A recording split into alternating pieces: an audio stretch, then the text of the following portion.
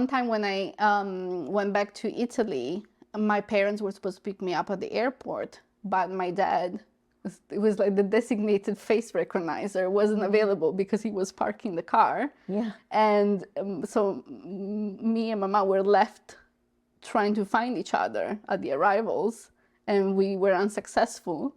So when my dad came back from parking the car, he found us like 5 meters from each other, and we didn't recognize each other. One of the things I just found out about you recently, which I had never, and I literally never really knew that it existed, was the fact that you have face blindness. Oh yes, I do. Yeah. Yeah. So can you just explain a little bit about that? Yeah. In my wallet, I have a card. You have a card. I have the card, the face blindness card that I give to people in case I don't recognize them. So I was like, hey, this is a real thing. Okay, so I'm diagnosed. But yeah, so face blindness, it has, so the official name is prosopagnosia. Just you kind of recognize faces, and there are different degrees and different ways. So some people have it from birth, like hereditary. Okay, yes. And some people have it like traumatic origin, like you're in a car accident, let's say, and then when you were recognizing people before, and then when you wake up, you don't recognize people anymore. In my case, it's always been like that. I just didn't know at the beginning. Yeah. You wouldn't know that other people don't see people the same way, right? So, and in my case, found out my mom has the same thing. So that's where I got from. Did she know she had? Oh no, she did not. She didn't know either. So that she found it from me. But but yeah, it's so it's not like you don't see. So right now, because people are, you don't see face, I do see faces. So I see your face. But for example, recognizing people out of context for me is really, really difficult. So let's say that we've seen each other now. It doesn't matter if it was the first time after 5 years or tomorrow, but you are in a place where I'm not expecting to see you. Let's say that tomorrow you are downstairs at the lobby of my office because you were going there for different reasons and I didn't know. I would have no idea it's you. Wow. So, and it feels bad to say because a lot of people feel like, oh, recognizing it's like a way to acknowledging who I am. But it's just about the face. But there are other things that you can use to recognize people. Just the context is such an important thing. So for example, again, let's say that you work in a certain area and I'm working around the area, I would know to look out for someone that is your body type, that walks similar to you, that dresses similarly, that has similar hair. And then if I see that, I would like try to look at you and see if it's you. Also from your facial expression, if you recognize me too, and things like that. But otherwise, it's just like, so apparently it's the way we process the face as a whole. So we can process different parts of the face separately. So if someone especially have a very distinct, say, nose or part of the face, that will help. But it's just that the proportions and just how things relate to each other, which is what people use to recognize normally faces, we do not do that. How about if somebody is, you're not seeing their face, but you see because sometimes you can recognize people by the back of their head. Oh yeah, I recognize people from far better than regular people. So it's just and the voice. Okay, I recognize voice so well. Like people call on the phone. I remember that when I used to do was like hotel reception, or like I remember recognized clients sometimes they've been there months before, and people were really surprised. Oh, so did you find out about it when you're studying your master's degree? Yeah, because I was studying different kind of cognitive impairments, and started reading about this. I was like, wait, this is a thing. And okay, I think that there are two types of people with face blindness, the way that you grew up thinking. So one type of people, they grew up thinking they are some sort of imposters. They basically they know that they fail recognizing people. They have the worst memory for faces or names, and like they kind of have to keep the secret, and then everybody else can do this very simple thing and you cannot do it. Instead, I believe, that's kind of the second type, or I don't know if it's just me, but I believe that everybody was like me, that we were all bad. So I believe that, okay, we're all bad at recognizing people, but so that's not how we recognize people, not by the face.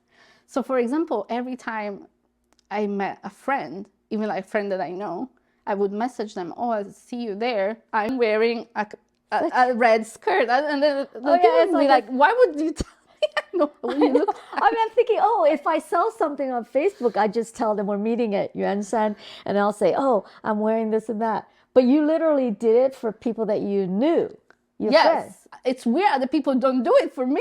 I was thinking, wow, other people are very inconsiderate that they don't tell me what they're wearing every time.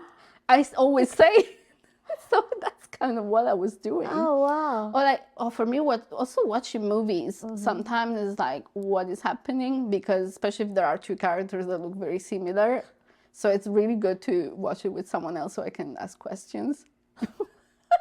So I was like, wait, do we know this character? Have we seen this person before? Is this new? Yeah. I mean, you know, when I was in Shanghai, I did a lot more networking than I do here, just the nature of my job and stuff. And I know people are always saying, oh, I'm really bad at recognizing people's faces. And for me, I'm pretty good at recognizing people that I know them. But I think I was reading that in this particular study, it's 1 out of 33 people. So all of these people that I've met before and that all talk about, oh yeah, you know, I'm just terrible with people's names and faces. That's what my mom thought. She thought she didn't recognize names, but it's not about the names. Because I've seen her introducing herself to people that she worked with before. Like, you wouldn't do that if it was just the name. Yeah. If you really honestly thought that you never met this person, right? Right. So, or like sometimes it happens that I tell people I have face blindness. I say, oh, I'm also bad with faces. Are you bad with faces? Like, you wouldn't recognize your own mom? And they were like, of course I would recognize my mom. I was like, well, I didn't. So story time. Yeah. One time when I went back to Italy, my parents were supposed to pick me up at the airport, but my dad, it was like the designated face recognizer wasn't available because he was parking the car. Yeah. And so me and my mom were left trying to find each other at the arrivals, and we were unsuccessful. So when my dad came back from parking the car, he found us like 5 meters from each other, and we didn't recognize each other. Oh my gosh. Sometimes you recognize yourself, or is that something that happens? In photos, yeah, sometimes Really? it happens, yeah. Or like my mom I sent a picture of like photos of a group of friends, and my mom's like, oh, you're wearing a new dress. Like, oh, that's my Taiwanese friend. Oh no. Yeah. Wow. Yeah. So how do you deal with this? Or how do you, What do you mean? I mean, you just live with it that this is the situation that's in your life. So you let everybody else in your life know that you have your face blindness. But are there things that you do to make it less? I think that one thing that I know, because I've seen before that when I failed to recognize people, that people got offended.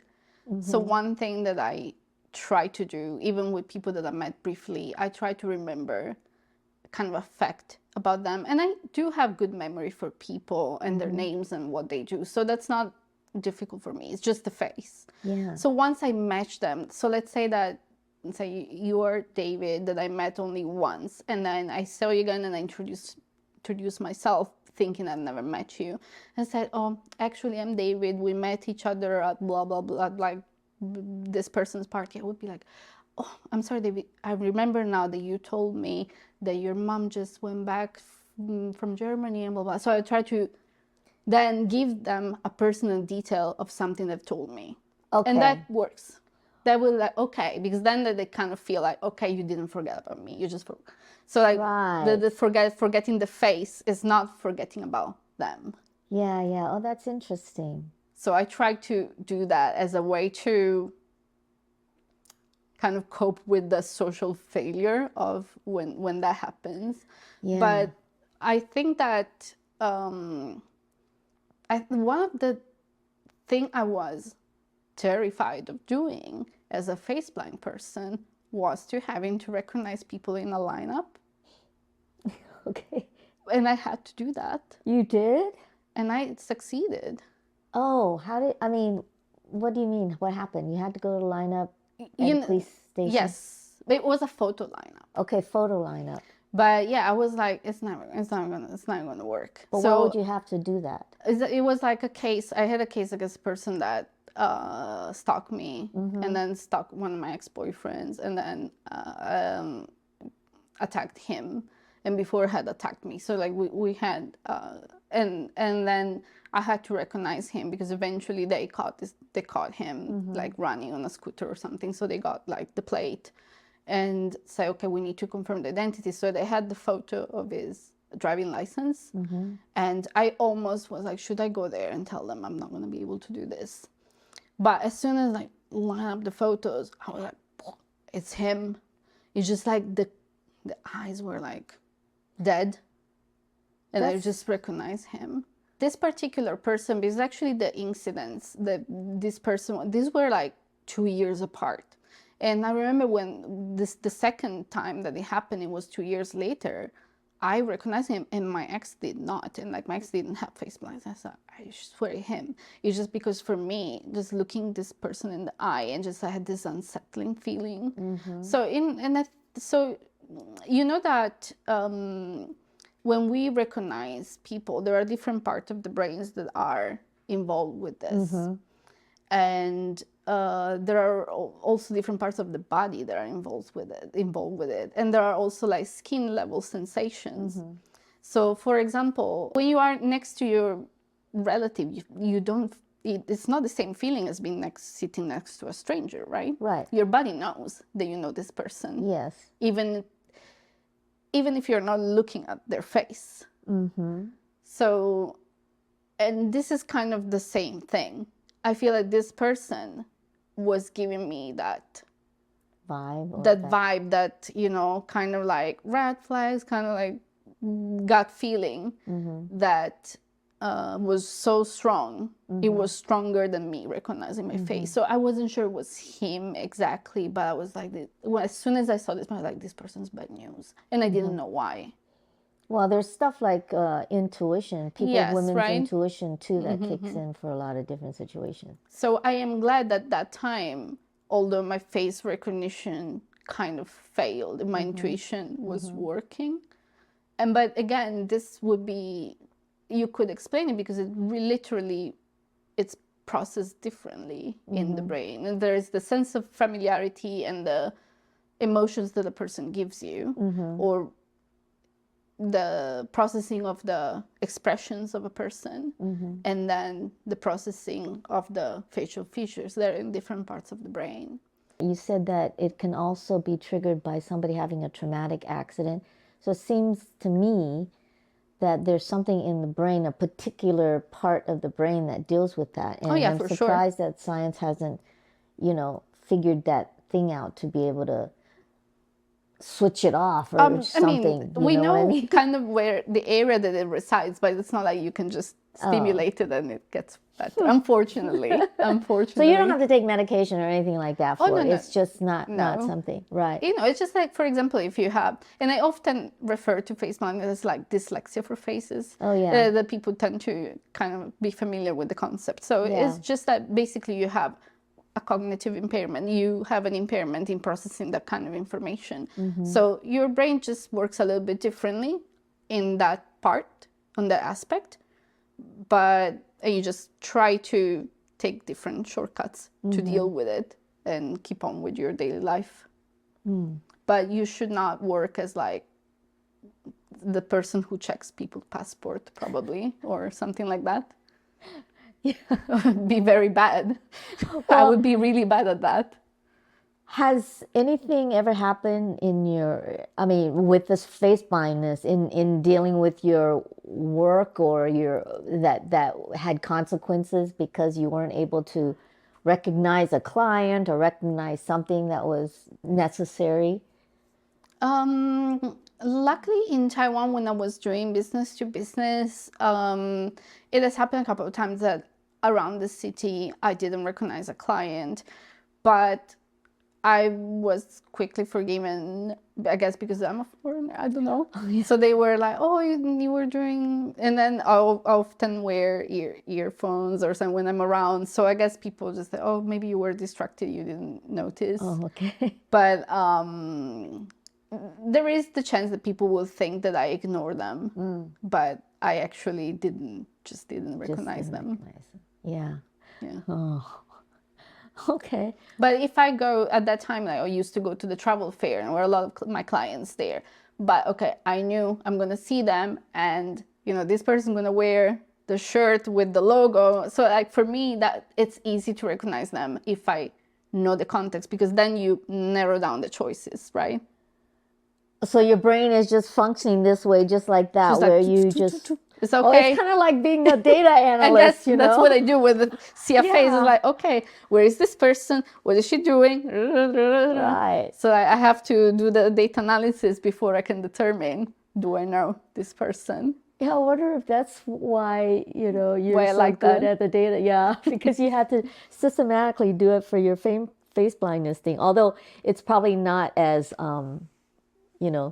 necessarily data driven with all of that kind of stuff, but maybe it becomes more natural. It is kind of data driven, because I remember that, like, I would memorize people's wardrobe. Oh, Like, I know what people's clothes are, and people tend to wear the same clothes a lot. really? Yes. Well, and I yeah, know. I always wear I wouldn't know you because I haven't seen you in 5 years. for a while. Yeah. But in general, so that's really like using clothes to memorize people. So you put that in a little bank, and then you have their voice, how they walk, how they do their makeup, how they style their hair. So, you have to keep all their data. And then, so when you see them, you like kind of open that and like try to shuffle. Wow, it seems like it's so much extra work that you have to put in because you're not able to I do guess it is if you just could see a face and then see, oh, that's this person, well, that would be nice. But weirdly enough, I do recognize pets quite easily because that's a separate thing. So I was listening to an interview with the partner of Oliver Sacks. Oliver Sacks is an author and a neurologist, American neurologist, who also had face blindness. And his partner was saying how Oliver said they were walking around the neighborhood, and Oliver Sacks would recognize the neighborhood from their dogs when they were walking the dogs. Oh, yeah. And I feel like I can do the same thing. Like, I had a neighbor in Italy, and she had 6 black cats, and I could tell them apart, and she couldn't. Really? Yeah. Wow. Well, that's weird. But for me, that's not weird. It's just. But for me, it was so easy. For me, it was just like, they got this little whisker that's a little bit different. I just look at their face and I know.